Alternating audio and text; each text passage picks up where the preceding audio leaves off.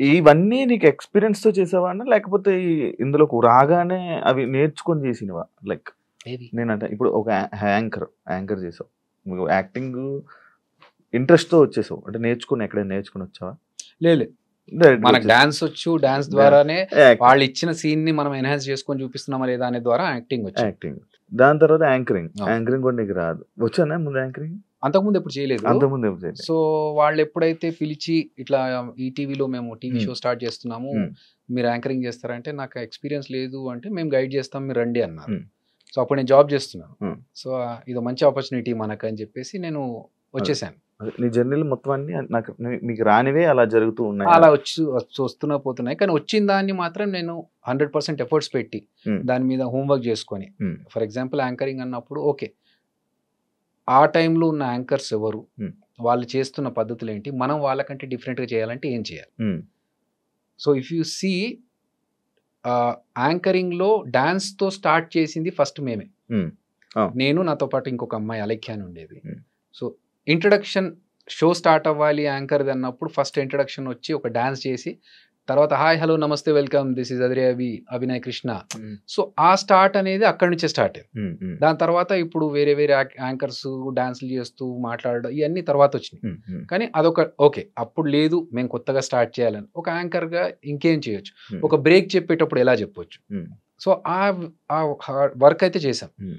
అందరూ మురళీమోహన్ గారు దానికి జడ్జి నేను చేసిన షోకి. సో ఆయన చాలా అప్రిషియేట్ చేశారు ఆ విషయాన్ని. ఎందుకంటే నార్మల్గా అందరూ hi let's take a break now అన్నారు, వెల్కమ్ బ్యాక్ అంటున్నారు.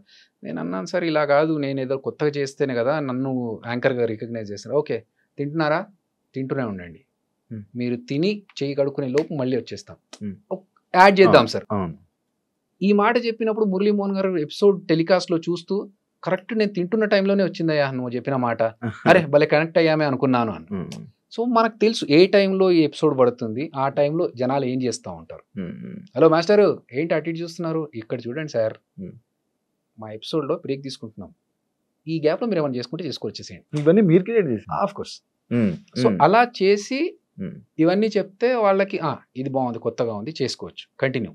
నీకు యాంకర్స్లో నీకు ఒక స్పెషలైజేషన్ ఒక డిఫరెంట్గా చేయడానికి ఇది నీకు చాలా సరిపోతుంది అని. అట్లా నాకు వచ్చిన దాన్ని నేను ఇంకెంత బెటర్గా చేయొచ్చు అనేది చేసుకుంటూ పోయాను. సేమ్ ఎగ్జాంపుల్ జబర్దస్త్కి నేను ఒక యాంకర్గా ఉన్నప్పుడు నన్ను పిలిచారు యాజ్ ఎ టీమ్ లీడర్. ఇప్పుడు నేను జబర్దస్త్లోకి వచ్చా, అక్కడ 6 టీమ్ లీడర్స్ ఆల్రెడీ ఉన్నారు, 5 ఉన్నారు, నేను 6వ వాడిని. నాకు వాళ్ళకి ఏదన్నా ఒక డిఫరెన్షియేట్ ఉండాలి. సో అందరూ సేమ్ కామెడీ చేస్తున్నారు, అందరూ సేమ్ స్టైల్లో చేస్తున్నారు అంటే కాదు. నాకున్న టాలెంట్ ఏంటి, మనకున్న ఫేస్కి కామెడీ ఫేస్ కాదు. దీన్ని 100 ఎక్స్ప్రెషన్స్ ఇంక్లూడ్ చేసి 100 కష్టాలు పడితే తప్ప ఒక సింపుల్గా పేలే పంచిని నేను పేల్చలేను. సో అలా ఉన్నప్పుడు నేనేం చేయాలి, ఇంకొక రకంగా ఎలా ఇంప్రెస్ చేయాలి అంటే ఓకే లెట్స్ థింక్ క్రియేటివ్.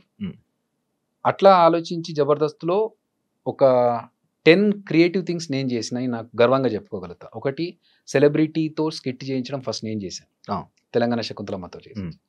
దాని తర్వాత ఒక డిజిటల్ టీవీ పెట్టుకొని టీవీలోంచి ఒక పర్సన్ మాట్లాడుతూ ఉంటే బయట నుంచి నేను కౌంటర్స్ అది నేను చేశాను. తోలుబొమ్మలు చేశాను, తమిళ్ డబ్బింగ్ స్కిట్ చేశాను, వైట్ అండ్ వైట్ వేసుకొని ఒక రౌడీ షీటర్ ఎలా ఉంటాడు రియలిస్టిక్ అది నేను చేశాను, అలాద్దీన్ చేశాను, టామ్ అండ్ జెర్రీ చేసాం. ఈ మన స్కేట్స్ వేసుకొని ఫస్ట్ స్కిట్ చేసింది నేనే, ఓవర్ బోర్డు మీద స్కిట్ చేసింది. సో ఇలా ఎస్ నువ్వు నీ జబర్దస్త్లో ఏం పీకేవరా, నువ్వు ఎన్ని స్కిట్లు ఏం చేసావు, అసలు నీ స్కిట్లు ఏదైనా గుర్తున్నాయంటే ఎస్ నేను ఒక 10 కొత్త వేరియేషన్స్ ఇచ్చాను స్కిట్స్. ఆ సాటిస్ఫాక్షన్ చాలు. అంటే జీవితం గురించి మీ ఫిలాసఫీ ఏం చెప్తావా? మారుతూ ఉంటుంది బ్రో. జీవితం అంటే ఎక్స్పీరియన్స్తో పాటు మన ఒక ఫిలాసఫీ కానీ మన డెఫినిషన్స్ కానీ మారుతూ ఉంటాయి.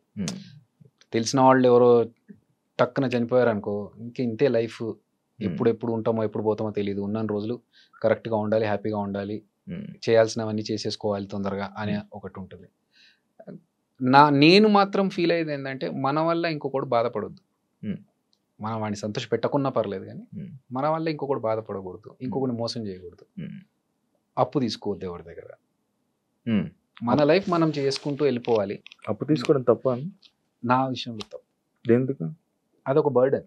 ఎందుకు నువ్వు సంపాదించుకునే స్తోమత నీకు దేవుడు ఇచ్చినప్పుడు, నీకు కాళ్ళు చేతులు ఇచ్చి నువ్వు వర్క్ చేసుకునే కెపాసిటీ ఇచ్చినప్పుడు ఎందుకు నువ్వు ఇంకొకటి దగ్గర వెళ్తావు? అంటే అతను కష్టపడి సంపాదించుకున్నదే కదా, ఎందుకు అతని దగ్గరికి వెళ్ళి నువ్వు అడగడం? అంటే ఇప్పుడు సడన్ గా ఇబ్బంది వచ్చింది మనకి లైఫ్ లో, ఎందుకు వస్తుంది ఇబ్బంది? ఫర్ ఎగ్జాంపుల్ నేను కార్ కొనుక్కుంటా, కార్ కట్టడానికి డబ్బులు లేవు, ఈఎంఐ కట్టడానికి డబ్బులు లేవు. నాకు నా పరిస్థితి తెలుసుకొని కూడా నేను ఎందుకు కార్ కొనాలి? నేను ఈఎంఐ కట్టలేని పరిస్థితిలో ఉన్నప్పుడు నేను కార్ ఎందుకు కొనాలి? అలాంటి పరిస్థితుల్లో కార్ అమ్మేసుకోవాలి. వద్దు, బీ ప్రాక్టికల్ శివ. ఎందుకంటే అవతల పర్సన్, మనకి అప్పు ఇచ్చే పర్సన్ కూడా కష్టపడి అతను కూడా సంపాదించుకుంటేనే కదా, అతను ఆ కెపాసిటీ అతనికి ఉండి అతను చేసుకోగలుగుతున్నప్పుడు మనం ఎందుకు చేసుకోలేకపోతున్నాం? సో నేను కొన్ని పెట్టుకున్నాను అట్లా, ఎవరిని హర్ట్ చేయొద్దు, లేకపోతే మన వల్ల ఇంకొకటి బాధపడొద్దు, మన పని మనం చేసుకుంటూ పోవాలి. ఎందుకు వేరే వాళ్ళ దాంట్లో మ్యాటర్స్లో తలదూర్చడాలి? ఇవన్నీ ఫినాన్షియల్ ఓకే అన్న, ఐఎమ్ హ్యాపీ. సంపాదించుకున్నా, నేను కష్టపడి సంపాదించుకున్నా. ఎందుకంటే నాకు తెలుసు సినిమా ఇండస్ట్రీలో స్ట్రగుల్స్ ఉంటాయని. సో నేను వర్క్ చేశాను, డబుల్ షిఫ్ట్స్ చేశాను. మార్నింగ్ సాఫ్ట్వేర్ జాబ్ చేశాను, మధ్యలో ఈవెంట్స్ చేశాను, జబర్దస్త్ చేశాను. ఒక్కొక్కసారి ఎలాంటి పరిస్థితిలో ఉండేదంటే నైట్ 2 o'clock వరకు షూటింగ్ చేసి మళ్ళీ మార్నింగ్ 8 కల్లా ఆఫీస్కి వెళ్ళిపోతే కళ్ళ నిద్ర లేక ఇట్లా రెడ్గా అయిపోతే ఒక 10 నిమిషాలు బ్రేక్ తీసుకుందామని వెళ్ళి బాత్రూంలో కమోడ్ క్లోజ్ చేసుకొని బాత్రూంలో ఒక 10 నిమిషాలు పవర్ న్యాప్. చాలా సందర్భాల్లో కార్లో డ్రెస్ మార్చుకున్న సిచ్యువేషన్స్ ఉన్నాయి నాకు.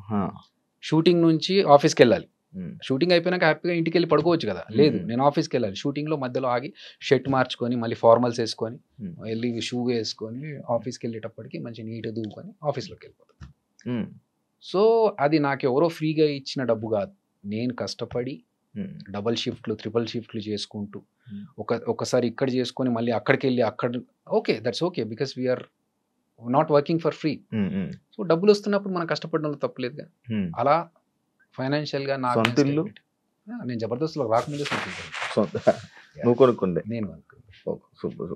అంటే ప్రొఫెషనల్, లైక్ మీ ప్రొఫెషనల్లో కొన్నిసార్లు బాధపడ్డ సిచ్యువేషన్లు ఉన్నాయని విన్నా. బాధపడ్డా? కొన్నిసార్లు, చాలా సార్లు పడతా ఉంటాం. అంటే అదే నేను విన్నది, లైక్ నువ్వు సపరేట్గా వెళ్ళి ఎలోన్గా ఫీల్ అవుతావు ఉంటుంది, ఈ బాధను మళ్ళీ వేరే వాళ్ళకి ఎవరు షేర్ చేసుకోవు. అంతేగా, మనం హ్యాపీనెస్ షేర్ చేసుకోవాలని బాధలు షేర్ చేసుకుంటే ఏడుస్తావా? రేర్ కేస్, చాలా రేర్ కేస్. ఎలాంటి సందర్భాల్లో ఏడుస్తావా నార్మల్గా? నేను కొంచెం ఇమోషనల్. అవును, అన్నప్పుడు అర్థమైందన్న. లేదు, ఫ్యామిలీకి రిలేటెడ్ అట్లాంటివి ఏదైనా ఉంటే నేను అసలు తట్టుకోలేను.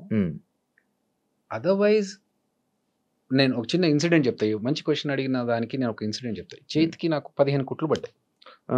ఓకే, సో ఇదేం జరిగిందంటే ఒక మూవీలో ఫైట్ సీక్వెన్స్ చేస్తున్నాం. ఆ కొట్టినప్పుడు ఆ ఫైటర్కి పన్నుకు తగిలింది.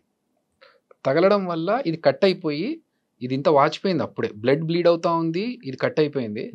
ఇంకా చేతికి కట్టుకొని షూటింగ్ మధ్యలో ఆపలేంగా, వాళ్ళకి ఇబ్బంది, మళ్ళీ అంతమంది వెయిట్ చేస్తున్నప్పుడు కట్టుకొని షూటింగ్ అంతా ఫినిష్ చేసాం. మార్నింగ్ 9కి 8:30, 9కి దెబ్బ తగిలితే ఈవినింగ్ 6 వరకు షూటింగ్ అలాగే చేశాం. అయిపోయేసరికి ఇంత లావుగా వాచింది. ఏడుపు రావట్లేదు, బాధ, నొప్పి సుర్ర కొడతా ఉంది లోపల నుంచి. కానీ అది అయిపోయినాక నేనే కార్ డ్రైవ్ చేసుకుంటూ మళ్ళీ ఇంటికి వచ్చి ఇంట్లో వాళ్ళకు చెప్పకుండా పట్టి కట్టేసుకున్నా కదా, ఏం లేదు, చిన్న లోపల ఏముందో తెలియదు వాళ్ళకి. అప్పటికే సూచర్స్ వేయించేసి పట్టి కట్టేసుకొని పైకి వచ్చేసి ఫంక్షన్ ఉందన్నారు కదా పోదామా అని. కానీ చేతికి బాగాలేదు కదరా నీకు, ఏం కాదు ఒక చేయి ఉంది కదా. సో ఒక్క చేతితో డ్రైవ్ చేసుకుంటూ వాళ్ళని తీసుకెళ్ళా. అంటే ఫిజికల్గా నేను మెంటల్గా అంటే ఇప్పుడు నాకు చెయ్యి నొప్పేసింది, అయ్యో నాకు ఎట్లా అని చెప్పి బాధపడుకుంటూ కూర్చునే టైప్ కాదు. అదే చెయ్యి పెట్టుకొని అలాగే చెయ్యి అట్లా పెట్టుకొని యూఎస్కి వెళ్ళా. ఇంకోటి నెక్స్ట్ 2 daysలో యూఎస్లో షో అండి. సో నాకు ఇప్పుడు చెయ్యి బాగాలేదు, నేను ఆగిపోతాను, నాకు నొప్పేస్తుంది, ఇవన్నీ ఉండవు. తగిలింది పోతుంది, తగ్గిపోతుందిలే, ఆ టైప్ ఆఫ్ పర్సనాలిటీ నేను. ఇది అయ్యింది కదా అని చెప్పి బాధపడుతూ కూర్చొని దాని గురించి ఓకే వాట్ నెక్స్ట్, దీన్ని ఎలా మనం సాల్వ్ చేసుకోవాలి, ఈ ప్రాబ్లం వచ్చింది, ఇంత క్రైసిస్లో ఉన్నాము, దీన్ని ఎలా సాల్వ్ చేసుకోవాలి. నాకు చాలా అవమానాలు జరిగాయి. ఒక రౌండ్ టేబుల్, ఒక 4-5 కూర్చోబెట్టి నేను ఒక డైరెక్షన్ చేస్తా అని చెప్పి ఒక స్టోరీ చెప్పడానికి వెళ్ళినప్పుడు ఇన్ఎక్స్పీరియన్స్డ్ వాళ్ళంతా, నేను రాజమౌళి గారి దగ్గర వర్క్ చేశాను, ఇన్ని సంవత్సరాల నుంచి ఇండస్ట్రీలో ఉన్నాను అని నేను అక్కడ డిసప్పాయింట్ లేదు. నాకు నలుగురు కూర్చొని ఇదెట్లా అదెట్లా, అరే వాట్ ఈజ్ యువర్ ఎక్స్పీరియన్స్, మా ఎక్స్పీరియన్స్ గురించి మీరు పక్కన పెట్టండి, మేము డబ్బులు పెడుతున్నాం, మీరు చెప్పండి దీనికి. సరే okay, give me some time, I will prove it అని చెప్పి నేను మళ్ళీ నైట్ కూర్చొని ఈ ప్లాన్ చేసి వాళ్ళకి 1 గంటలకు మధ్యరాత్రి లేచి ఇదంతా ప్లాన్ చేసి this is what I was thinking, ఇప్పుడు మీకు సాటిస్ఫాక్షన్, ఎందుకంటే నేను మాటలో చెప్తే మీకు అర్థం కాదు, దిస్ ఈజ్ ద ప్రూఫ్ అని చెప్తే ఓకే. సో అవన్నీ జరుగుతున్నప్పుడు ఏంటంటే ఇంత పేరు సంపాదించుకొని ఇన్ని సంవత్సరాల నుంచి ఇండస్ట్రీలో ఉండి వాళ్ళు మాట్లాడుతుంది ఏంటంటే ఓకే ఎలా నమ్మాలండి అంటే అదోకే, యాజ్ ఇఫ్ అసలు నీకు రాదు, నువ్వు వేస్ట్ అన్న రేంజ్లో మాట్లాడుతూ ఉంటే ఎంత బాధ అనిపిస్తూ ఉంటుంది. కానీ ఓకే, అది వాళ్ళ పాయింట్, మనం we have to prove. Jabardasth స్టార్టింగ్లో నేను 13 స్కిట్ల వరకు నేను కొట్టలేదు. నిన్న అమితాబ్ బచ్చన్ ఒక ఎగ్జాంపుల్ తీసుకుని, I always look at the positive side. Amitabh Bachchan కూడా 13 సినిమాలు రాలేదు, హిట్ పడలేదు, అసలు నీ వాయిస్ ఏం వాయిస్ రా బాబు అని పంపించేసిన పర్సన్ అతను. తర్వాత ఈరోజు సూపర్ స్టార్ అయ్యాడు.